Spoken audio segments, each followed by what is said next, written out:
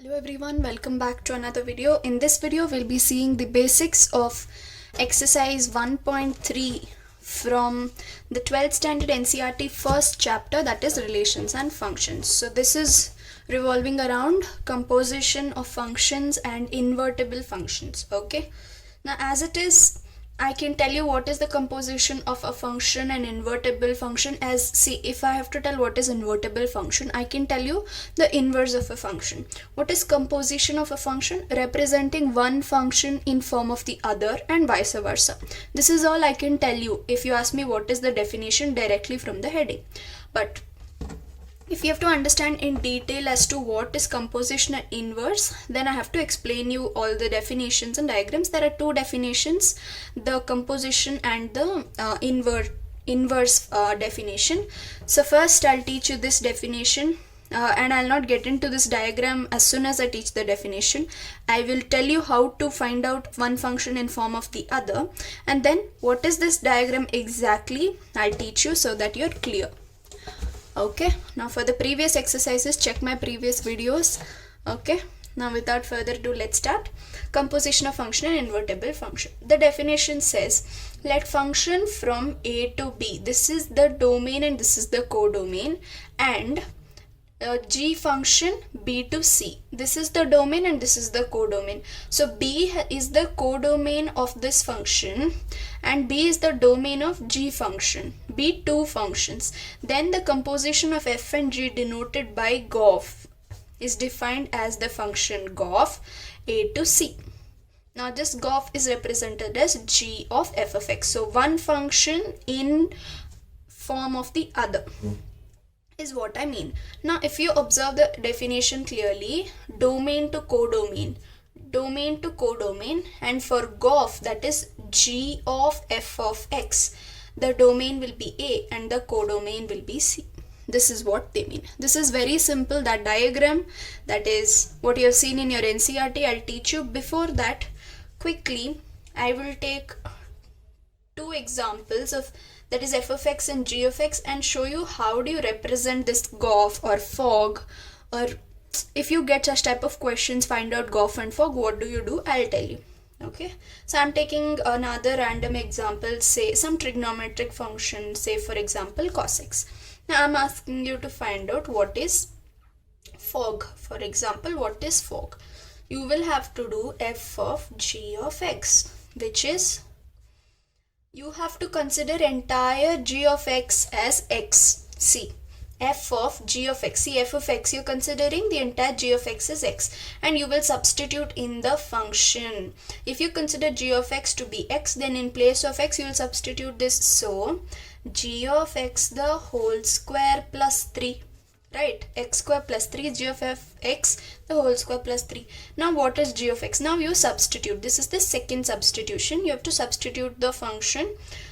If g of x is there, then it is cos x. So in place of this, I'm substituting cos x whole square plus 3, right? This is nothing but cos x square plus 3. Okay, so you got fog. This is how you find out fog. Now how do you find out GOF? GOF can be represented as g of f of x. Okay, so again here you are considering this as x here. Look at the function g of x function, it's cos x. So cos of, in place of x, you will substitute f of x, that is cos of f of x. Got it? Now in place of f of x, you will substitute its function, that is x square plus 3. So do you find the difference between fog and GOF? This was fog and this is GOF.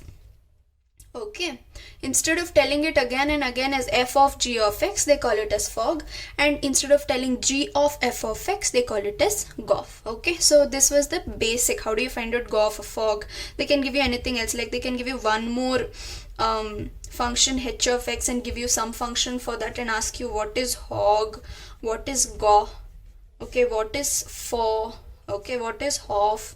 all such type of things they'll ask you. All you have to do is twice substitution.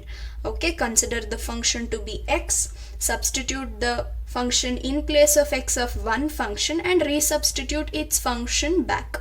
That's it.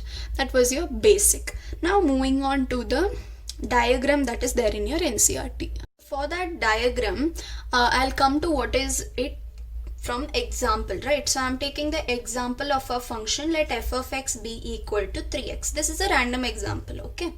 And I'm considering g of x to be x plus 2. You can take whatever function you want. You can take any other square function or whatever function you want. I've taken just plain simple functions to explain you very simply, okay? So I've taken f of x and g of x. Now for this you will have a domain and a codomain, right?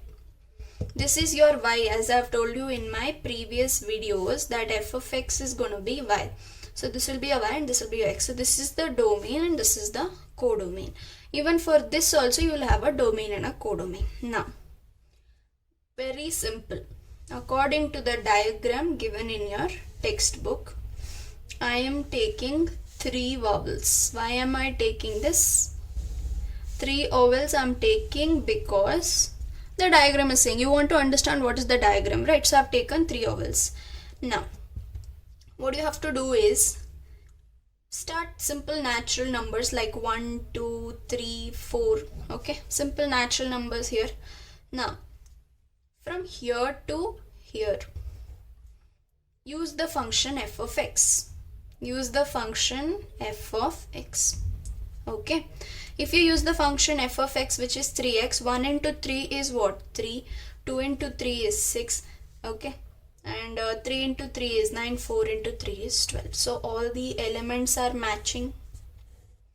Okay, now from here to here I will consider the function g of x. That is the way you have to do. Okay, from here to here consider f of x, from here to here consider g of x.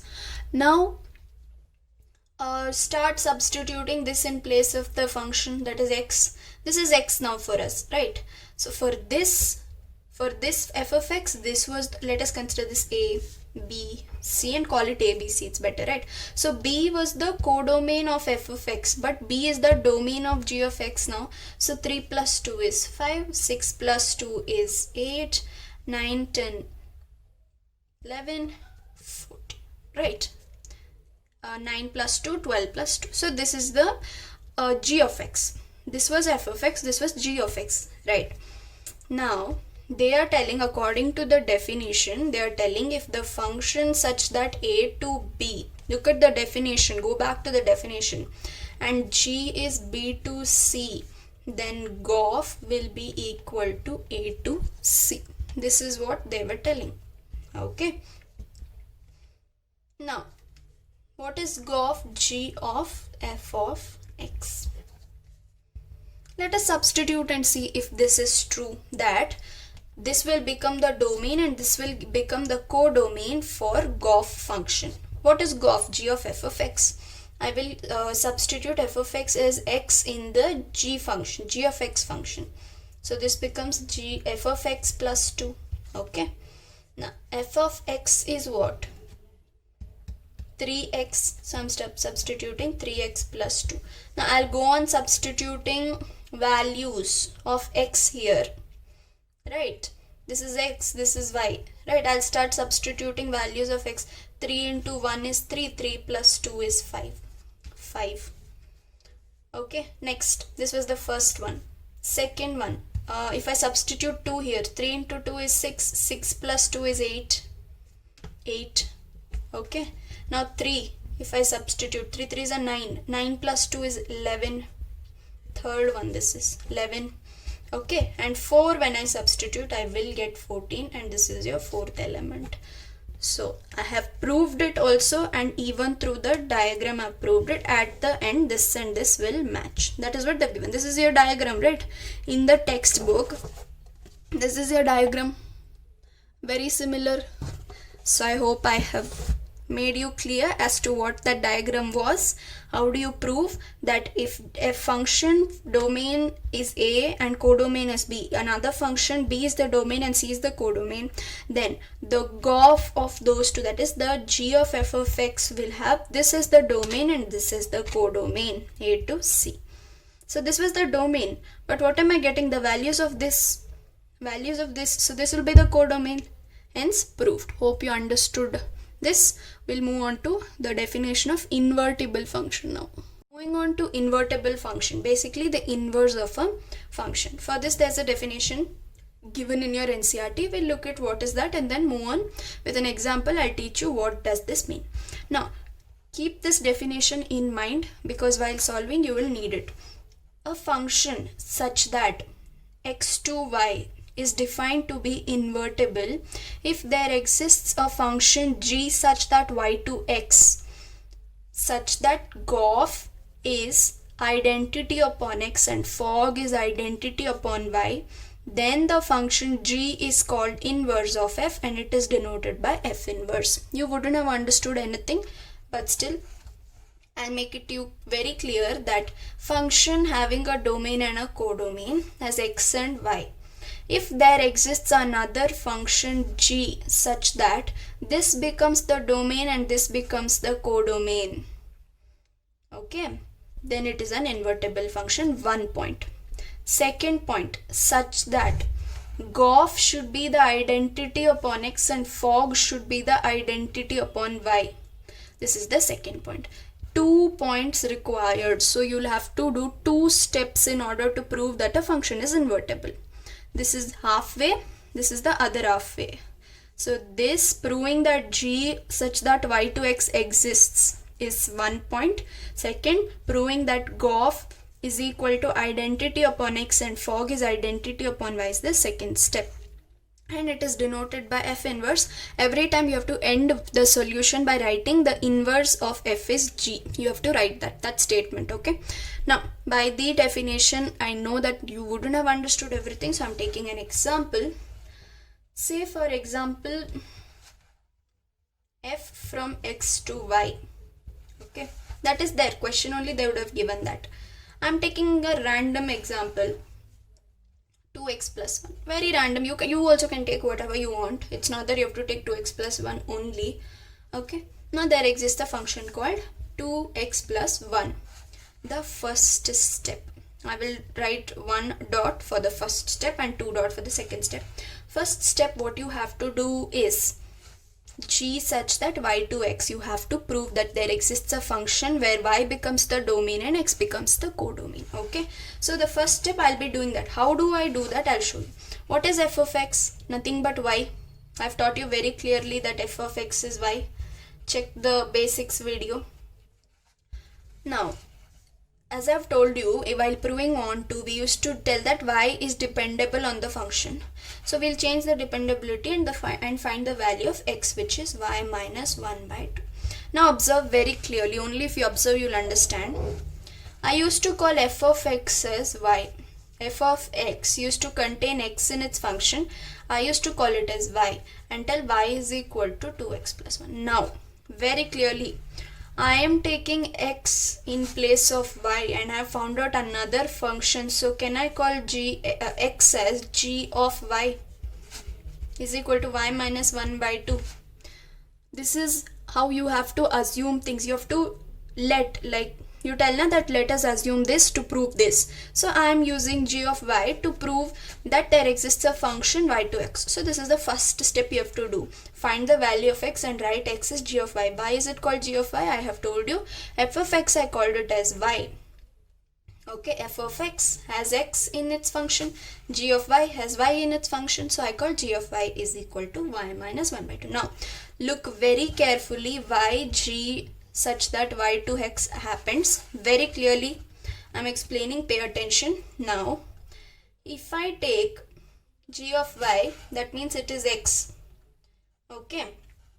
For x, what was I using as my domain? I was using x as the domain, right? But here the function is g of y is there. See, whenever there is x in the function, f of x is equal to x. I used to use x as my domain, right? Now in the function I have y, so I should use y as my domain. I hope you understood, right? See, consider two sets. This was x and this was y. Okay, this was f of x. When it was y, I called f of x is what? Y. So this was the codomain.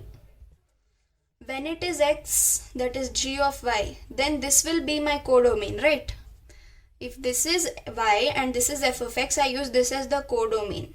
Okay, and I am calling a function as x, then this will be my codomain. Hence, g will take x to be its codomain, and y to be its domain. Very simple. If you had paid attention, you will clearly understand. Okay, so y will be my domain and x will be my codomain. Hence, g of y will have domain as y and codomain as x. You need not sit and write in the exam. If you just write till here and tell hence g such that y to x, proved, your first point of proving that the function is invertible is over.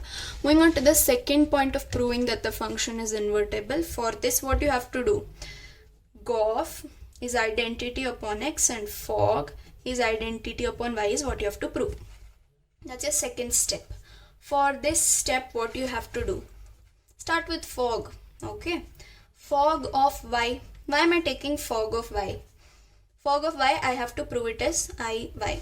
See, here I am considering it as y. Why am I considering it as y?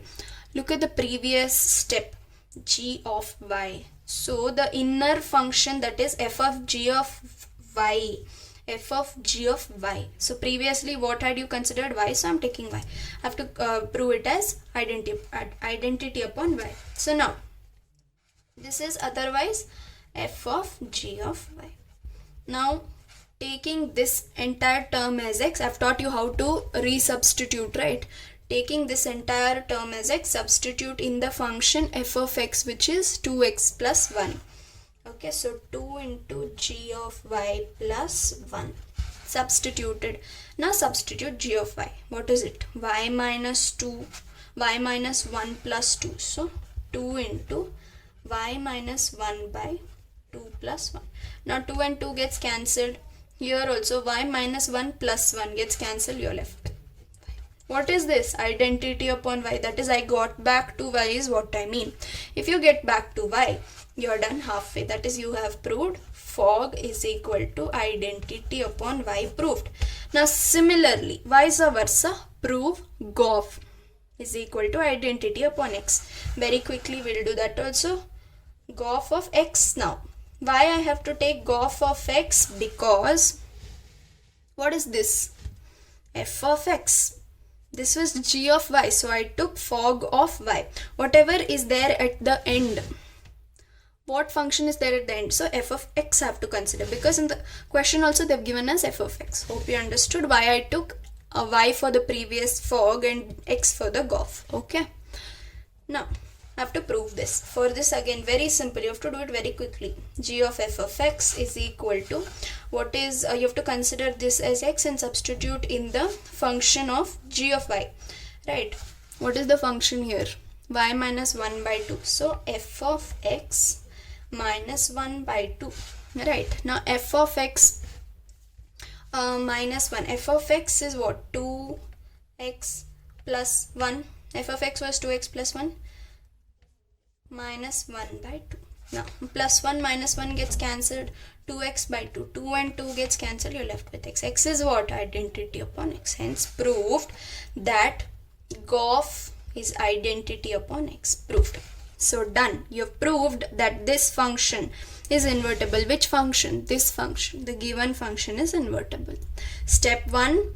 G of y, g such that y to x, change the domain and the codomain. Second step, prove that fog is identity upon y, gof is identity upon x. Over. Very simple. Very simple 2 steps you have to use to prove that the function is invertible. And at the end you have to write a statement saying that g is the inverse